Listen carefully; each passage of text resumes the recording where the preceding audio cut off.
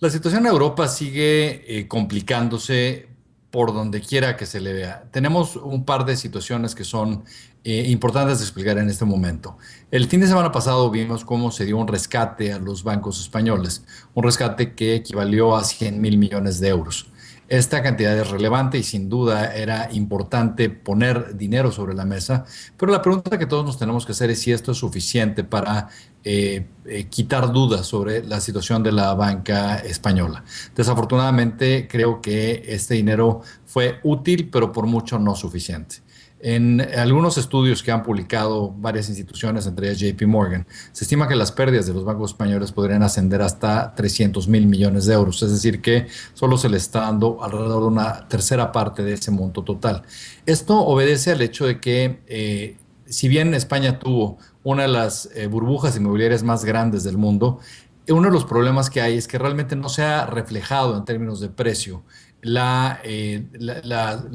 menor demanda que hay por este tipo de inmuebles, debido a que por mucho tiempo los bancos estuvieron, yo diría en cierta forma, tratando de influir en el mercado, tratando de que propiedades que se estaban embargando no llegaran al mercado, se las quedaban dentro de sus propias posiciones y después no necesariamente reflejaban la pérdida que había en el valor de esta propiedad. En ese sentido, este proceso de reconocer las pérdidas apenas se empieza a dar y es importante señalar que se espera que la caída en los precios de los bienes raíces pudiera ser hasta por ahí de 35% de los niveles actuales, lo cual implica pérdidas muy considerables en un mercado tan grande. Algo que tenemos que pensar es que en el caso español, como en el caso de otros países europeos, este país se benefició de tener acceso a crédito que era muy barato por estar denominado en euros y estando a plazos y a costos que eran muy inferiores a lo que históricamente había ocurrido en España. Se tomó este dinero no necesariamente para modernizar la industria, para aprovechar para incrementar productividad, para industrializar en forma más eficiente, sino básicamente mucho de este crédito fue a dar a consumo y a adquisición de activos por parte de las familias españolas. Si vemos el monto que tienen invertido en activos las familias españolas, este equivale a más o menos 4 veces el Producto Interno Bruto, lo cual a todas luces es muy alto y lo que básicamente implica que conforme se va perdiendo valor en todos estos activos, las familias se van a ver mucho más apalancadas, mucho más endeudadas. Y algo que va a ser particularmente doloroso es ver todo ese proceso de desendeudamiento que se va a ir dando en los próximos años. Se estima que las familias españolas podrían tener un proceso de desendeudamiento que equivalga a entre 40 y 50% del Producto Interno Bruto, lo cual es algo que no se dará de la noche a la mañana y que va a tener un impacto muy fuerte en los niveles de consumo de la economía por mucho tiempo. Esto quiere decir que entonces la economía acaba dependiendo exclusivamente realmente del gobierno. Y algo que es muy mala noticia para los bancos es que si bien hoy están reconociendo las pérdidas que son inmobiliarias, ahora faltarán las pérdidas que provienen de otros tipos de crédito que han dado. Lo que vimos en países como México, que tuvieron procesos similares de quiebra bancaria en cierta forma y de una recapitalización de los bancos, es que conforme la austeridad se apoderó, digamos, de la economía local,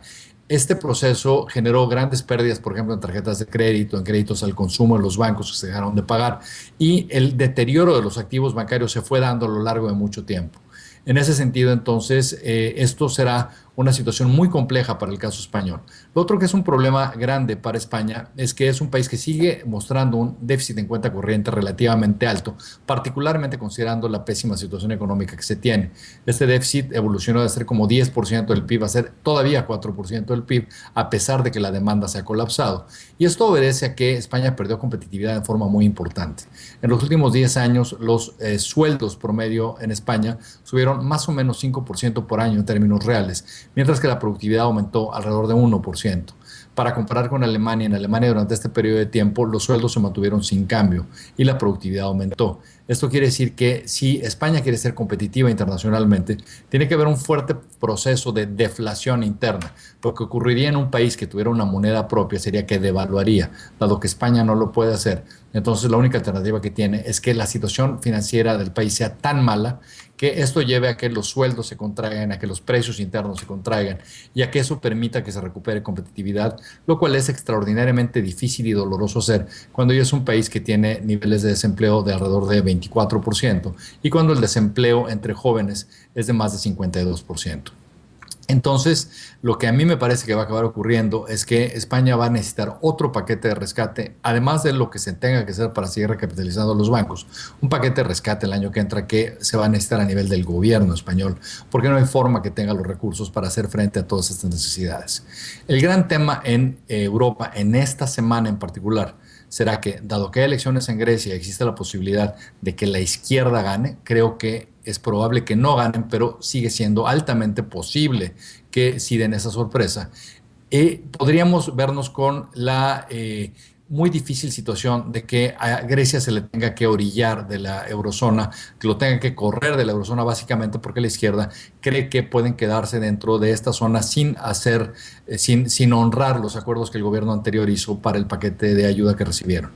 ¿Cuál sería la implicación de esto para España? Que para que se crea en la estabilidad española y la estabilidad italiana, el gobierno alemán va a tener que poner una enorme cantidad de dinero sobre la mesa, porque de lo contrario los mercados van a hacer un ataque muy fuerte. Es muy importante darnos cuenta de que a pesar de que recibieron 100.000 millones de euros en el fin de semana, los bonos, por ejemplo, a 10 años emitidos por el gobierno español, llegaron a la tasa más alta que han tocado en la historia, casi 7%, en esta misma semana después de haberse recibido estos recursos. Eso quiere decir básicamente que el mercado no compra que esta es una situación que sea estable, y si las cosas en Grecia se deterioran este fin de semana, el dinero que habría que poner sobre la mesa para hacer un blindaje se tendría que poner inmediatamente, y eso puede ser muy complicado. Esperamos que eso no pase, pero aunque no pase y aunque la situación en Grecia se logre estabilizar por un rato, cuando menos, lo que es un hecho es que España va a seguir afrontando esta necesidad de tener más recursos, y por eso yo creo que desafortunadamente el paquete de rescate que vimos en este fin de semana